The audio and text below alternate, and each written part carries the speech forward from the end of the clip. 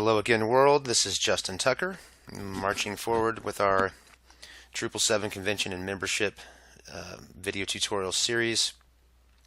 Kind of where we left off was the creation of all these view displays to bring in a lot of different types of content, namely all of these different types of content that we can fill out up in here in these links.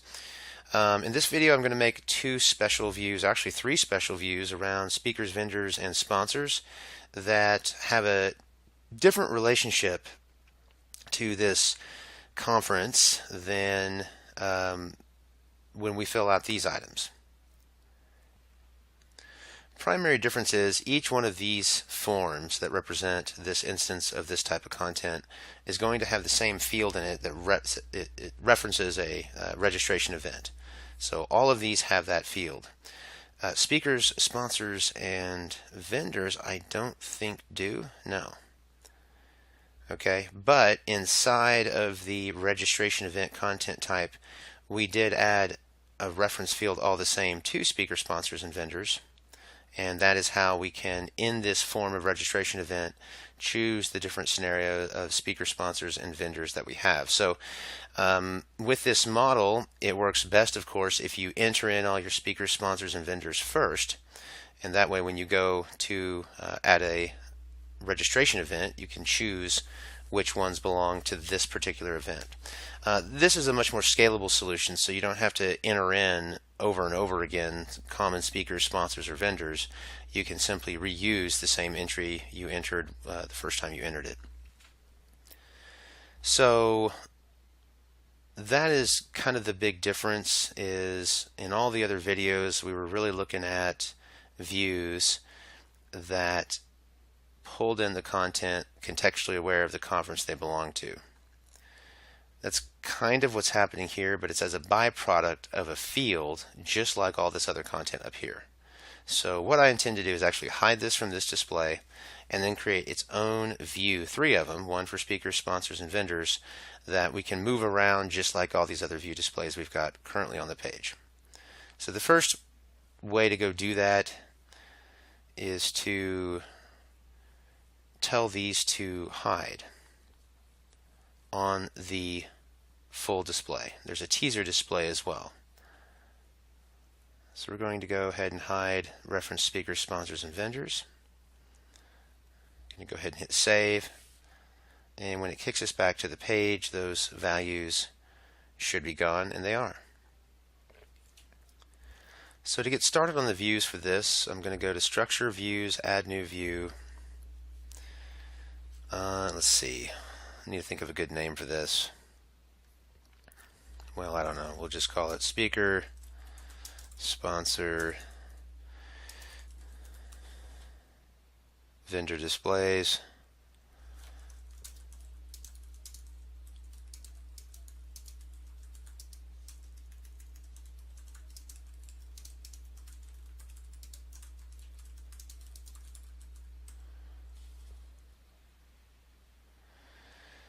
And let's see for the content.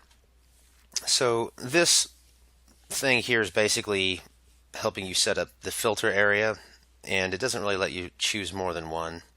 We'll go ahead and choose speaker for now. This right here is rather important. Show content, show users, show commerce order.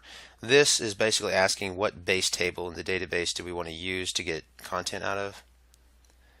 And in this case, we'll just leave it as content. And again, we're not going to create an actual page. A page for views is going to produce a URL because we're dealing with content panes and contextual awareness, meaning we're only wanting to show the speaker, sponsors, and vendor displays for a particular node or for a particular node ID. Page can work, page will work. It just doesn't seem to work as well. It doesn't seem to work as well as the content pane does. Same with the block. So we'll just hit continue and edit.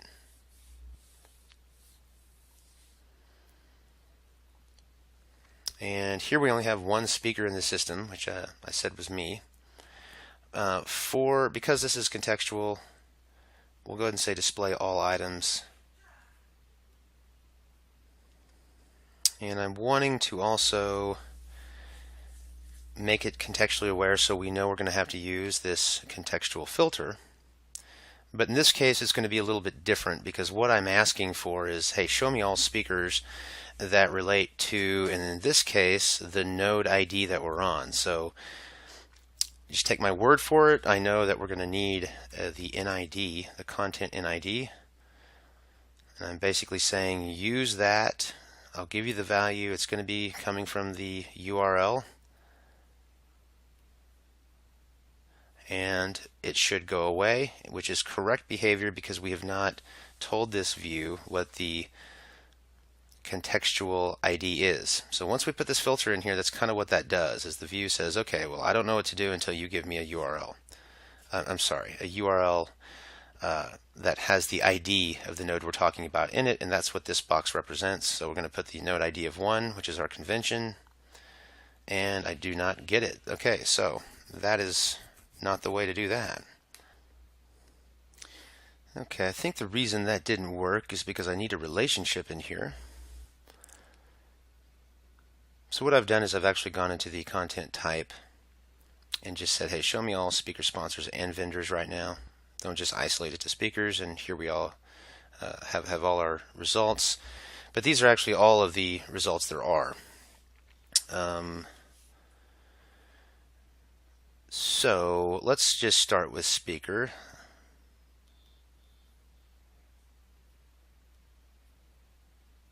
And there we go. I think we need to add a relationship.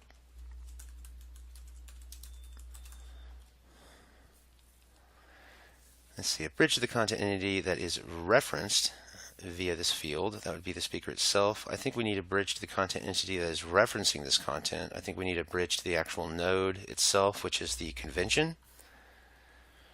And then I think we need to bring in the node ID.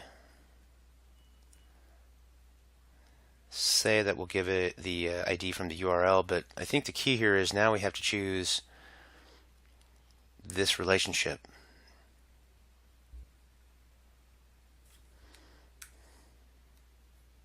And there we go.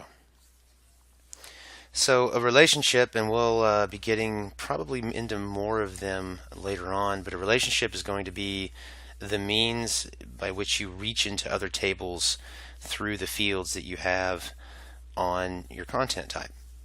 So we know that on our event or registration event form, we have these fields: reference speaker, reference sponsor, reference vendor. And I'm wanting to show speakers, so I'm wanting to show a whole different type of content altogether. Okay? The speaker doesn't have any fields on it that explicitly let the speaker page know which convention it belongs to. That is not the case with something like hotel and lodging. You'll notice that these fields, these content types all have the same field of field ref reg event. This is the field of the registration event, referenced registration event, and all of the content types that have this and have this entity pre-populate field checked is why we see, kind of gone over some of this before, all of these show up here. Again, kind of did another video on how that connects and go together. But this relationship is different in that these speaker sponsors and vendors are actually referenced through a field right here on the actual convention itself. So that's why my initial attempt did not work. We needed to say, hey, I want to show speakers, and how we know which speakers we're going to show is we're going to drive or go through that field into the content type that's referencing that, which is our convention. And then we want to say, yeah, of our convention, throw in the node ID into the URL, or look for the node ID from the URL is what we're saying. And then we'll get our one lonely speaker that we have checked. And the reason this shows is because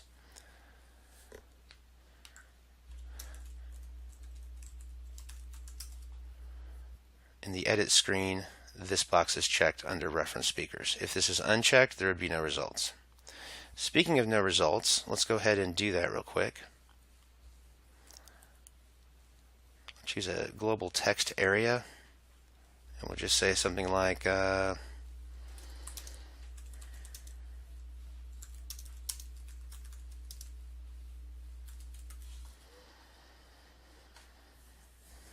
let's make it more generic.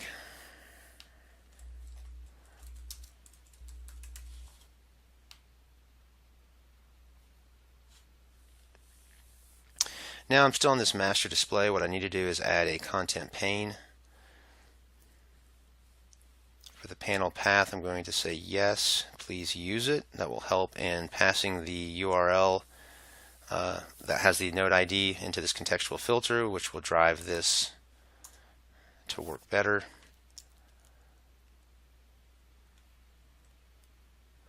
And we'll call this speakers per event.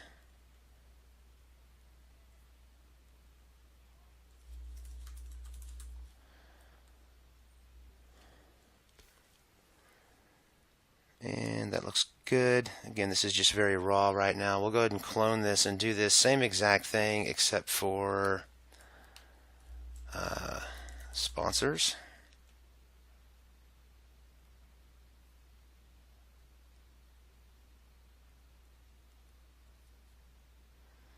You'll notice this relationship shows up now for other fields as well. We don't need to use that in this scenario, but we do need to change this relationship.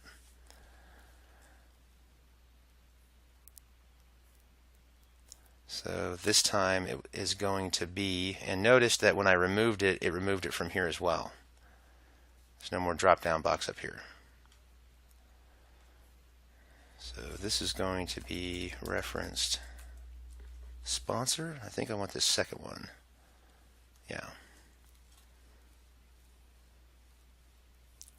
Then I need to go back into the NID and select that and make sure it's only for this display. I don't think I had any vendors or sponsors selected. Nope. And let me just, yep, sponsors, nothing was selected. So if I click this and hit save, I should get that result. And there we go. So we know that works. And I'll just clone this one more time for the vendors.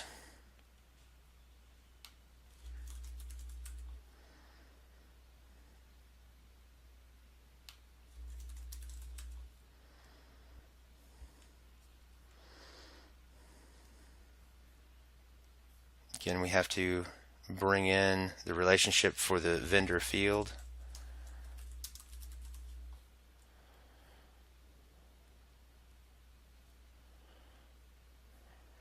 And then redeclare the relationship in the contextual filter.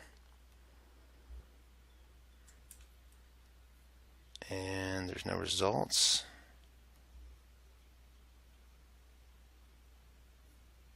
Why not? Oh, because I've not changed this to vendor yet. And there we go. Okay, so I'm going to save this view. There's 3 displays inside of it.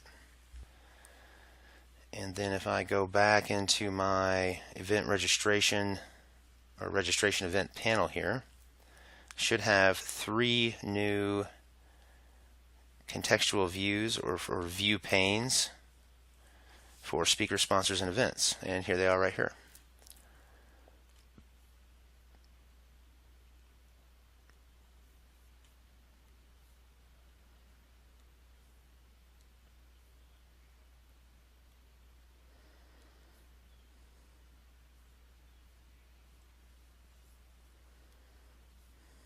Speaker sponsors, vendors. Okay. We'll go ahead and save that. Well, let's see.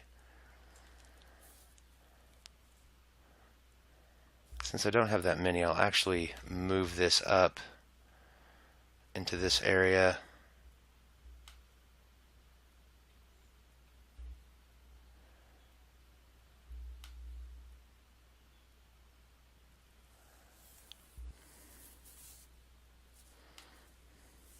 We'll go ahead and save this.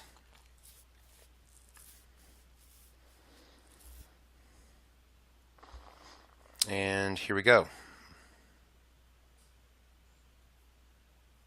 Is that right?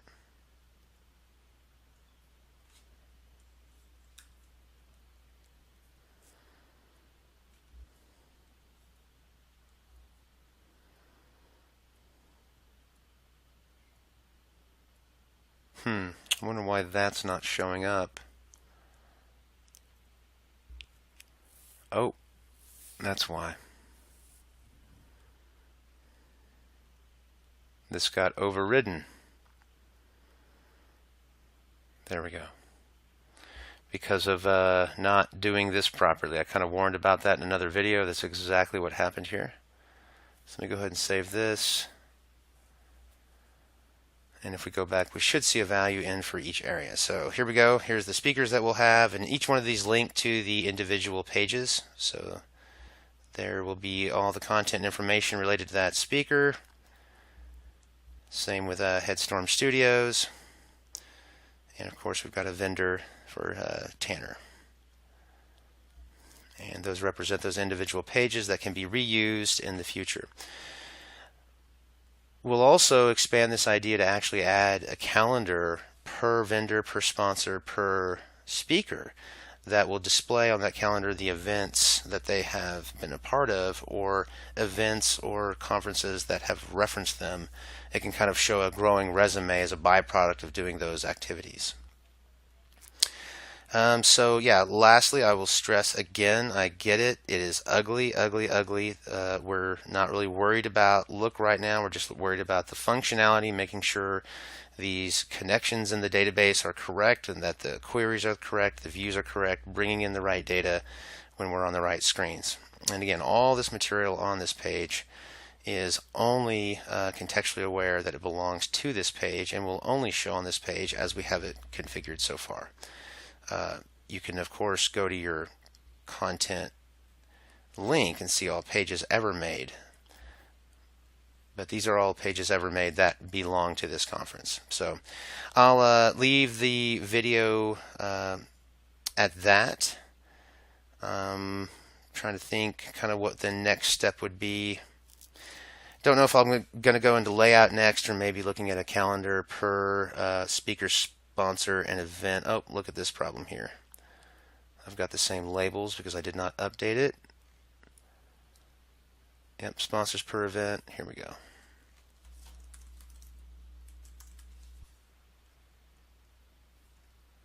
Go ahead and save that.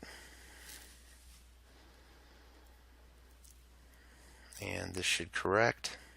There we go. So we've got the ideas of all these areas started. Now it's time to well, there's a few more areas we need to create, but we're about ready to start dialing this in terms of user experience. So if you are enjoying this video series or these videos at all, then please consider subscribing. It lets me know to make more videos. And if you have any questions, comments, or feedback, please reach out. Otherwise, that will conclude this video. I'll see you on the next one.